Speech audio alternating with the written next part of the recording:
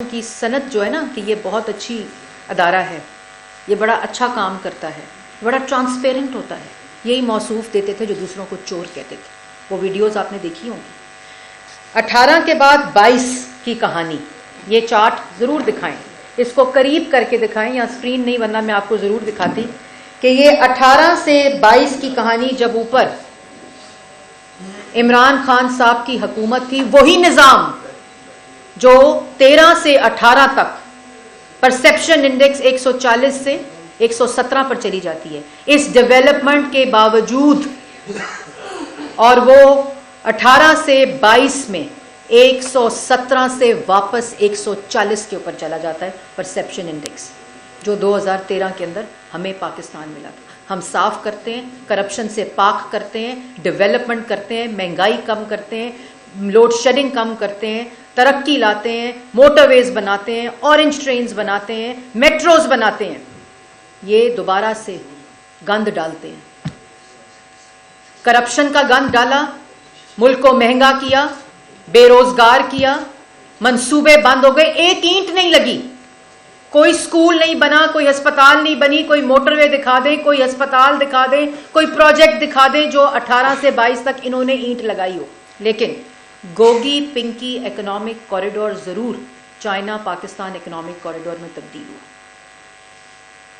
جو سی پیک تھا، آپ کو یاد ہوگا پنجاب میں ایک غلام بٹھایا ہوا تھا جس کا نام گزدار تھا، جو چیف منسٹر تو تھا لیکن اشاروں کے اوپر نوکریاں، ڈی سی اور اے سی کی بولیاں، این او سی، ریڑی والے کا بھی این او سی کے اوپر چاہے 1000 روپیہ ملے چاہے 1 ارب روپیہ ملے، کوئی تفریق نہیں. جس کی وجہ سے ٹرانسپیرنسی انٹرنیشنل کی پرسیپشن انڈیکس جو تھی وہ 140 پہ پہنچ گئی 117 پہ. 25,000 ارب کا قرض لیا.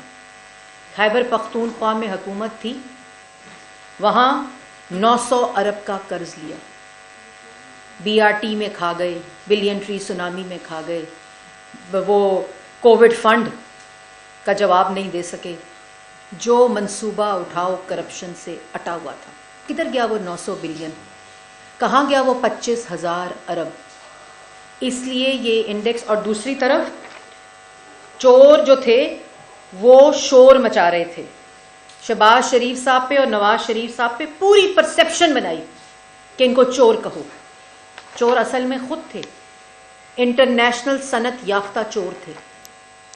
اور اس چوری کی وجہ سے جو قرضہ لیا، اس چوری کی وجہ سے جو چوریاں اور ڈاکے ڈالے، عوام کی روٹی مہنگی ہوئی. وہ پیسہ سستی روٹی میں جانا تھا، سستی بجلی میں جانا تھا، سستی گیس میں جانا تھا. اسی پروجیکٹ سے جو یہ پروجیکٹس اگر لگاتے جو قرضے لے رہے تھے تو عوام کی اور نوجوان کی روزگار میں بدلنا تھا.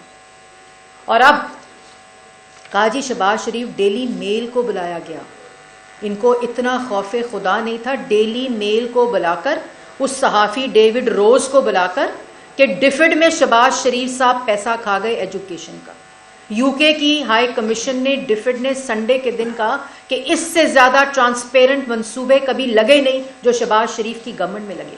نیشنل کرائم ایجنسی NCA نے کہا کہ جو الزام لگا رہے ہیں اس میں نہ کوئی منی لانڈرنگ ہوئی، نہ کوئی کک بیک ہوا، نہ کوئی کمیشن کھائی، کسی قسم کا کوئی ثبوت نہیں ملا. نیشنل کرائم ایجنسی نے بولا. اب ٹرانسپیرنسی انٹرنیشنل اس وقت کہتے تھے پتہ نہیں 56 کمپنیاں، صاف پانی، گندا نالا، پتہ نہیں کیا کیا الزام نہیں لگایا ان لوگوں نے، ایک الزام ثابت نہیں کر سکے. نواز شریف کے اوپر الزام لگایا کرپشن کا، پینما کا، بیٹے کی تنخواہ لینے پہ فارغ کیا. مطلب کہ پوری اداروں کو استعمال کر کے انویسٹیگیشن کے یہ نواز شریف کو کرپشن کے اوپر سزا نہیں دے سکے. بیٹے سے تنخواہ نہیں دی. شہباز شریف کو 2 دفعہ 3 دفعہ اریسٹ کیا، جیلوں کے اندر اریسٹ کیا کہ اب پتہ نہیں صاف پانی پروو ہونے لگا ہے، اب پتہ نہیں 56 کپیاں گندا نالا آ گیا ہے، ابھی پتہ نہیں ڈیوڈ روز صاحب آ گئے ہیں، ڈیلی میل آ گئی ہے. اور چور چور چور چور کہتے کہتے اپنی پوری سیاست اس پہ کی، جھوٹے بیانیے بنائے.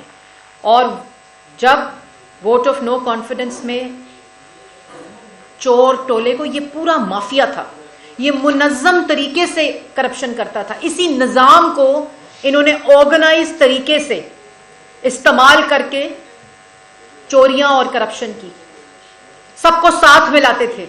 یہ توشہ خانہ میں کیا ہوا ہے کہ جو اسیسمنٹ تھی سرکاری افسروں کو ساتھ ملا کر انڈر ویلیو کرا دیا، مس یوز آف اتھارٹی، الزام دوسروں پر لگاتے رہے. اور کل جو ٹرانسپیرنسی انٹرنیشنل کی رپورٹ آئی ہے، اس گراف کو دوبارہ دکھائیے.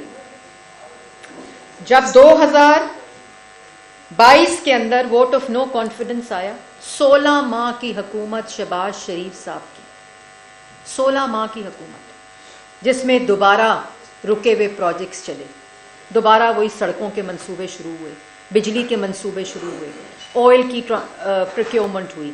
انہی دور میں فلڈز کی جتنی بڑی انٹرنیشنل ڈسپرسمنٹس ہوئی، جب فلڈز آئے اس کی ٹرانزیکشن ہوئی، BISP کی ہسٹورک ڈسپرسمنٹس ہوئی.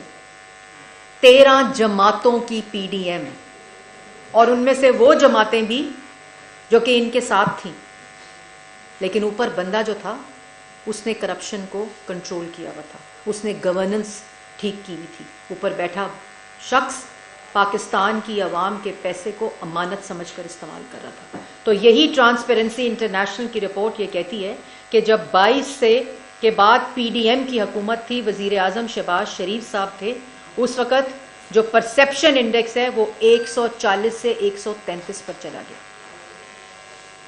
16 ماہ کی حکومت. میں سلام پیش کرتی ہوں شہباز شریف صاحب کو کہ اتنے الزام لگے، ایک طوفان تہمت کا، بہتان کا.